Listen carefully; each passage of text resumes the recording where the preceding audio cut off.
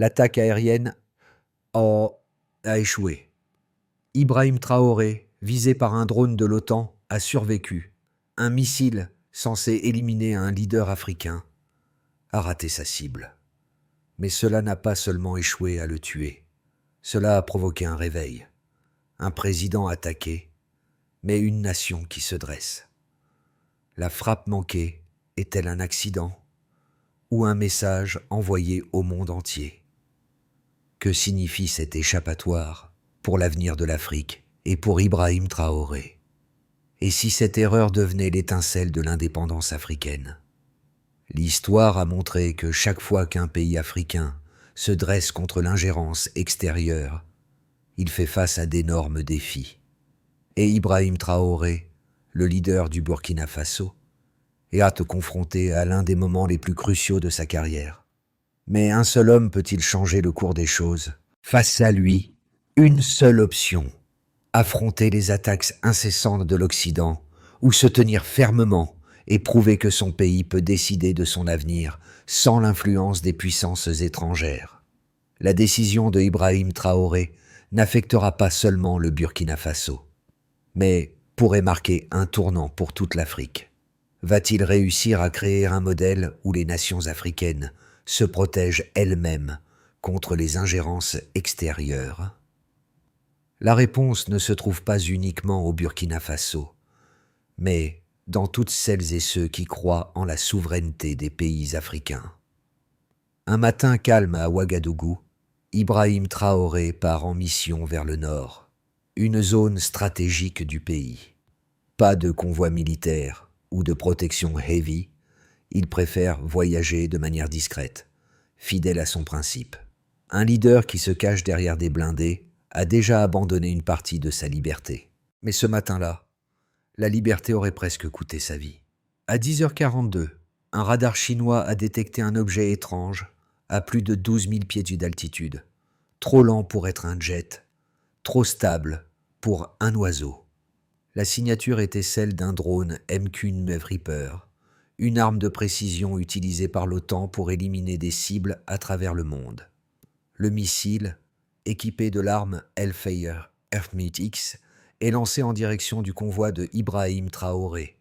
Mais, au dernier moment, grâce à un système d'alerte, le convoi change de trajectoire, sauvant la vie du président. Mais un camion civil a été touché à la place. 3 innocents sont morts instantanément. Mais l'attaque contre Traoré échoue. Cela suscite une grande question. S'agissait-il d'une erreur technique ou d'un message adressé à l'Afrique, et en particulier à Ibrahim Traoré, un leader en pleine ascension contre l'ordre établi? L'incident soulève des interrogations qui marqueront un tournant dans la politique africaine. Après l'attaque avortée, Ibrahim Traoré se retrouve face à un défi sans précédent. Mais ce n'est pas simplement une attaque contre sa personne. C'est un acte contre la souveraineté de son pays et de l'Afrique. Traoré n'est pas seulement un chef militaire. Il incarne un désir profond de réinventer le rôle de l'Afrique dans le monde. Après l'attaque, il décide de convoquer une réunion de crise avec ses conseillers militaires. Sa stratégie ne sera pas de riposter immédiatement par la force, mais par la transparence. Il annonce que toutes les informations disponibles seront publiées. Les preuves de l'attaque, les traces laissées par le drone et même les images satellites seront rendues publiques. Nous ne cacherons pas la vérité, même si elle dérange les puissants, déclare-t-il fermement. Ce choix stratégique de transparence devient un acte de résistance face à l'ingérence étrangère. Il comprend que pour l'Afrique, la vérité, la confiance et l'indépendance ne sont pas seulement des valeurs, mais des armes puissantes dans un monde globalisé où les nations doivent se défendre autrement que par la force brute. Ainsi, l'attaque avortée devient le catalyseur d'une réflexion plus large sur la place de l'Afrique dans un monde dominé par les grandes puissances. Les pays voisins et les populations africaines prennent conscience de la nécessité de s'unir et de se protéger mutuellement. L'échec de l'attaque n'a pas seulement renforcé la position de Ibrahim Traoré, mais a également fait naître un débat sur la place de l'Afrique face aux puissances occidentales. Peu après l'incident, Traoré a rendu public les enregistrements radars, les images satellites et les pièces du missile, prouvant que l'attaque n'était pas un simple accident. Ces preuves ont fait le tour du monde, et l'ONU a été forcée d'ouvrir une enquête. Cependant, ce qui est frappant dans la réponse de Ibrahim Traoré est sa position. Et c'est sa position calme et ferme. Il ne demande pas vengeance, mais justice. Le président du Burkina Faso, loin d'être en colère, choisit une stratégie plus percutante, celle de la transparence. Il ne répondra pas à l'attaque par une contre-attaque militaire, mais en exposant la vérité au monde entier. Il va plus loin en déclarant qu'il libérera toutes les preuves publiques, sans crainte de provoquer les puissances étrangères. Dans les jours qui suivent, Ibrahim Traoré apparaît à la télévision nationale et annonce l'ouverture d'une enquête indépendante sur l'attaque. « Nous ne nous cacherons pas la vérité, même si elle fait trembler les puissants », déclare-t-il. Ces mots deviennent un cri de ralliement pour ceux qui croient en un avenir où l'Afrique peut parler de manière autonome. Dans la capitale, Ouagadougou, les gens discutent de ce moment historique. Certains commencent à se demander si ce n'est pas le début d'un renouveau de la souveraineté africaine. D'autres restent sceptiques, mais un sentiment général d'unité émerge. Ibrahim Traoré est désormais vu non seulement comme le leader de son pays, mais aussi comme un porte-parole d'une Afrique qui commence à se lever contre des décennies d'influence étrangère. Les jours suivant l'incident, le gouvernement du Burkina Faso a lancé une enquête approfondie pour examiner tous les détails de l'attaque échouée.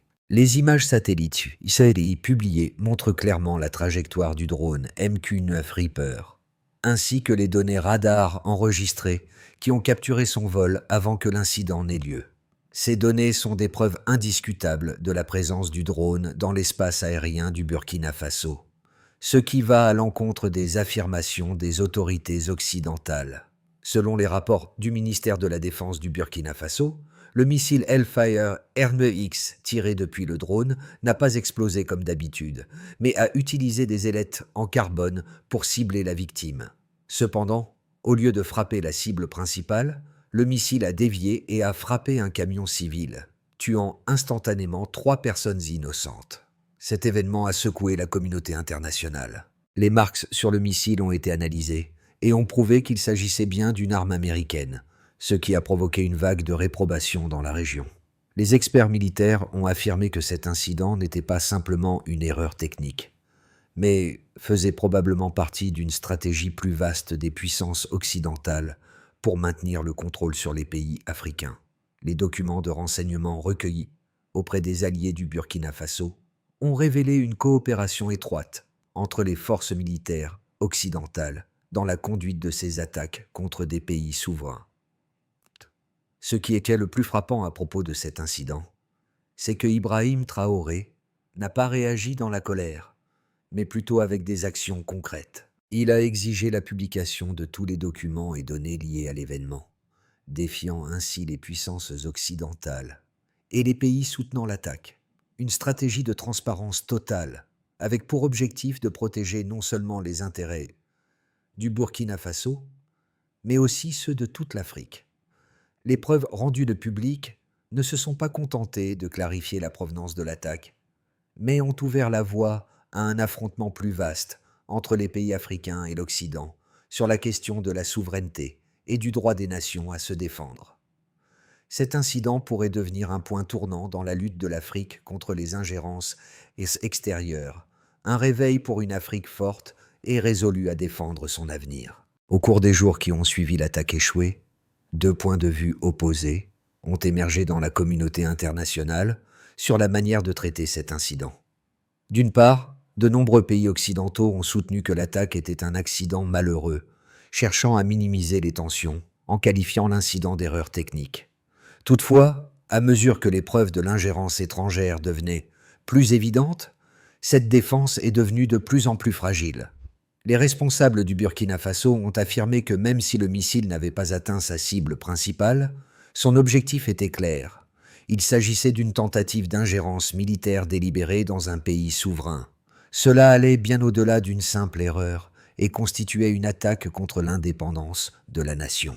D'autre part, les défenseurs de l'intervention occidentale affirment que de telles actions sont justifiées pour protéger la démocratie et la stabilité de la région.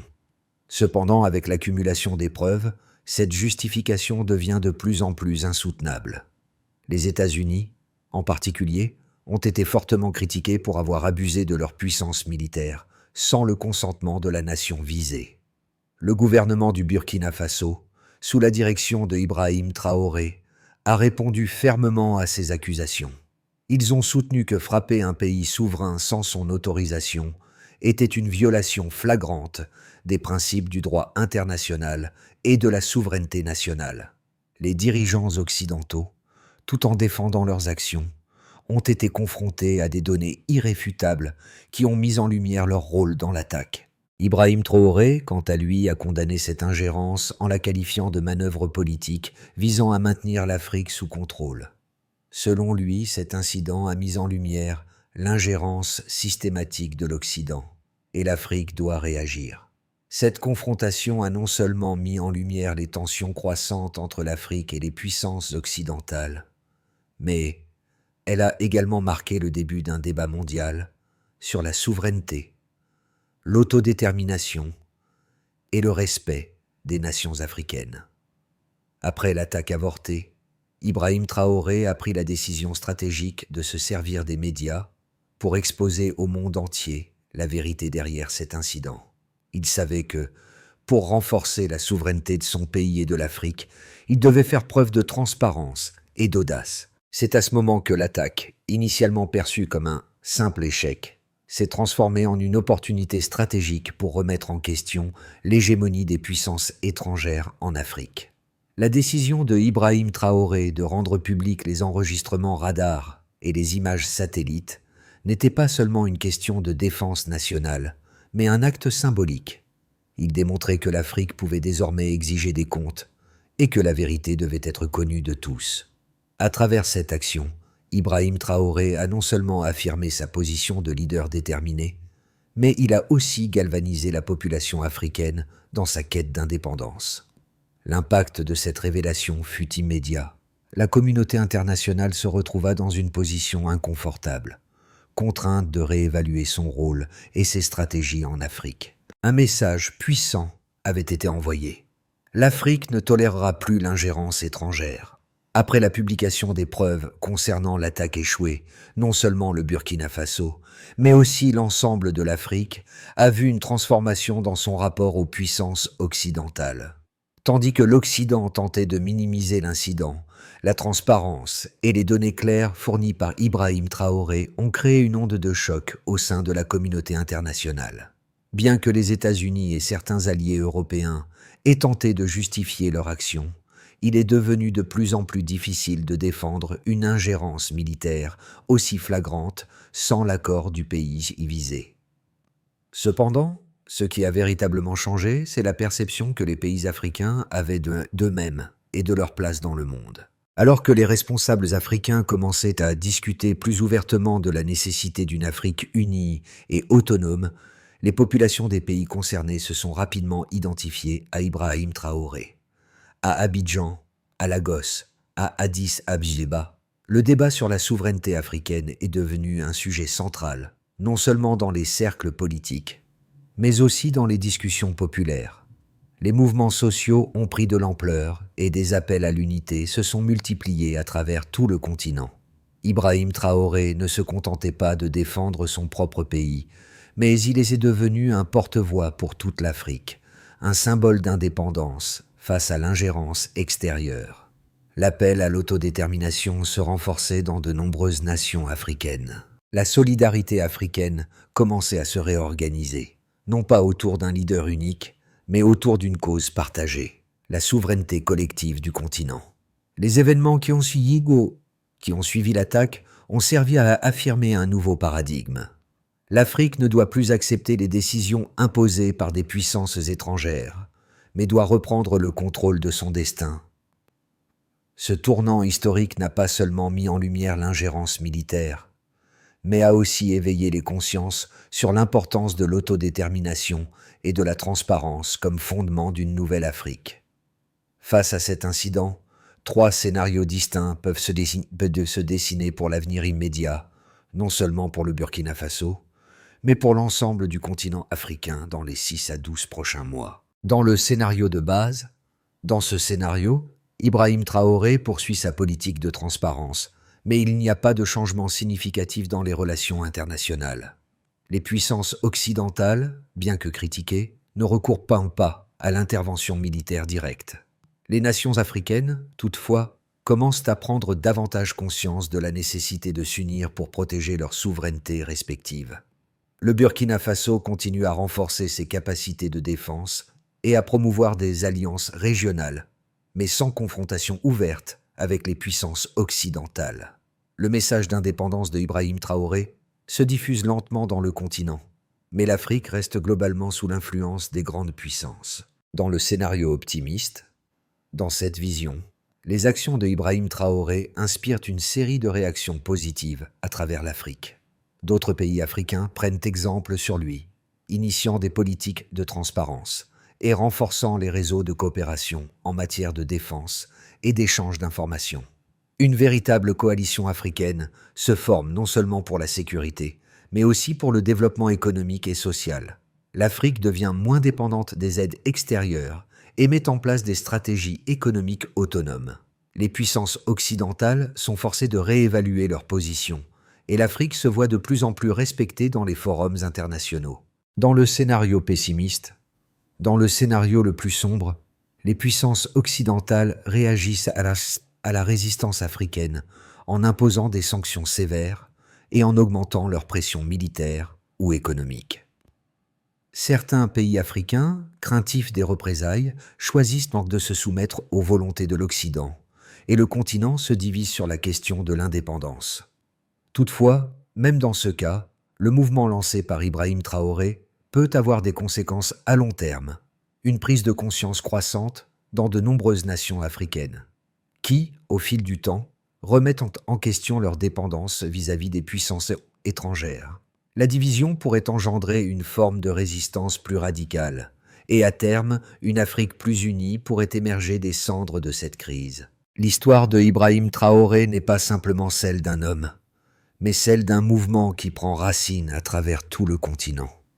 Ce qui se passe au Burkina Faso pourrait être le début d'un grand changement pour l'Afrique. Ibrahim Traoré nous rappelle que la souveraineté ne se donne pas, elle se prend. Chacun de nous, chaque nation, chaque peuple a un rôle à jouer dans ce processus. Ce n'est pas simplement une question de politique, mais de principe fondamental. L'Afrique a le droit de choisir son propre destin, sans la pression des puissances extérieures. Ce moment historique est une occasion pour tous les Africains de se rassembler autour de valeurs communes, la liberté, l'indépendance et la vérité. Et vous, qu'en pensez-vous?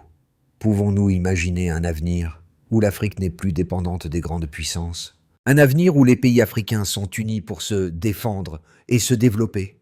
C'est possible, mais cela commence avec vous. Partagez vos réflexions, vos idées et contribuez à cette conversation mondiale. Ensemble, nous pouvons bâtir une Afrique forte et indépendante. Le changement commence maintenant.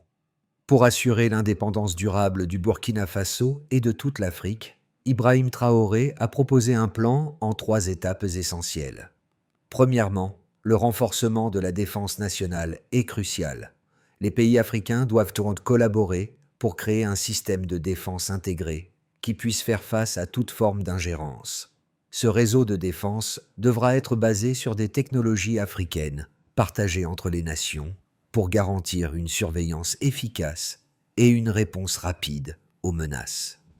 Deuxièmement, Ibrahim Traoré insiste sur l'importance de la transparence gouvernementale. Il encourage les dirigeants africains à ouvrir les données publiques et à garantir que chaque citoyen puisse participer à la gouvernance de leur pays. Une société informée est une société forte. Enfin, il souligne la nécessité de renforcer les capacités économiques locales. L'Afrique doit réduire sa dépendance aux prêts étrangers et investir dans ses propres industries, en particulier l'agriculture, l'énergie renouvelable et les technologies de l'information. Si les pays africains s'unissent pour promouvoir ces secteurs, l'Afrique pourra non seulement se défendre, mais aussi prospérer sur la scène mondiale. Le plan proposé par Ibrahim Traoré est un chemin vers l'indépendance, et la stabilité. Il montre que l'avenir de l'Afrique ne se trouve pas dans la soumission aux puissances étrangères, mais dans l'unité et l'autosuffisance. Ainsi, le parcours de Ibrahim Traoré, de la cible d'une attaque à un symbole d'indépendance et de transparence, se termine sur une note forte. Ce n'était pas seulement la survie d'un homme, mais celle d'une vision, une Afrique capable de se défendre, de s'imposer et de se gouverner sans influence extérieure. Dans les moments les plus difficiles, Ibrahim Traoré n'a pas seulement trouvé sa propre survie, mais il a découvert un message plus grand que lui. La lutte pour la souveraineté et la vérité est plus importante que tout. Cet incident restera gravé dans l'histoire comme un tournant majeur pour le Burkina Faso et pour toute l'Afrique. Ibrahim Traoré n'est pas seulement le leader de son pays, il incarne l'émergence d'une Afrique qui se dresse pour défendre son avenir. Et lorsque nous regardons en arrière, nous réalisons que ce n'était pas juste un président qui a survécu à une tentative d'assassinat, mais une nation qui a repris sa liberté. Ce n'est pas une fin, mais un nouveau commencement, celui d'une Afrique fière, forte et résolue à ne plus se soumettre.